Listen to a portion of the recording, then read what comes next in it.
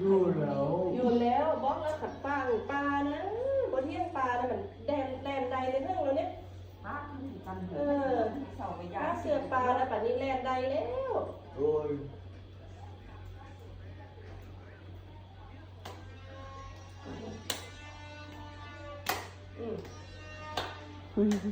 เด้ยยกลงโอเคดีบ่ได้เหรอยังบ่ได้เหรออันนี้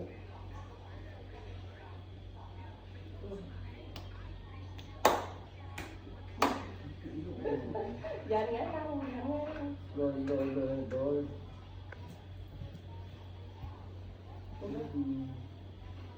กับกับปันต่อยปลาเด้อ thôi ต่อยมาเนี่ยนะ ใจใส่มือเหรอนะซกใส่มือไปกันเนาะ กับมาสุดแค่ โอ้ยสู้ขอใส่ ต้องนั่งยืนบ่ได้เออ ฝึกไปมือนั้นมือนี้มันทั้งสิย่างได้ ตรงยึดตรง ลมละ3มิตร ให้มันตรงอันนี้โอเคงานเนี่ยให้บอกโอเคแล้วเริ่มตรงแล้ว ตัวเล่นบอกว่าโอเคโซ่หลังไส้กุ้งเต้นหมดของโซ่หลังยาวๆแล้วของหนุ่มดีเต้นตีนี้ตาเป็นของตาเป็นพวกของคน แค่ได้บอกว่ามุนนึกมุนแค่นึกมุนกันนะแค่ยืดตรงแล้วมุนลุกแข็งแข็งแค่แค่งามเติบเลยตรงขึ้นไล่เลย ยังวิดไปหุ่นมัดคอน่ะยังมาหั่นมาทีเดียวมันเป็นน่ะมันนั่นบอกเส้นบอกหั่นมาไปหั่นมาเนี่ยสิ มันเบิ่งแค่เบิ่งมาซ่อมมันหันเบิ่งแค่ทางนี้มุนลุกกำกับปั้น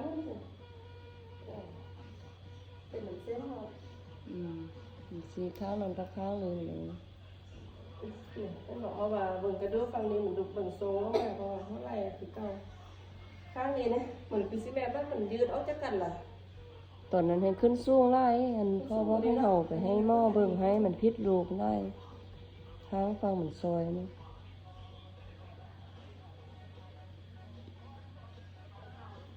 บนมีไหนมันมีน้าห้องเราบ่นะสิ มีการทองก็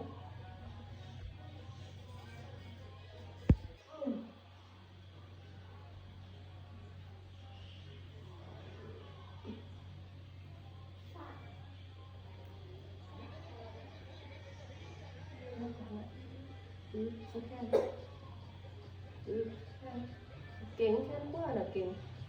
ไม่จะเก่งเลย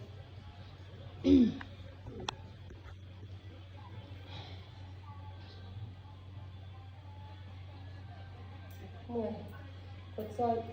เห็นดึงแค่ไม่ตรงนะเมื่อย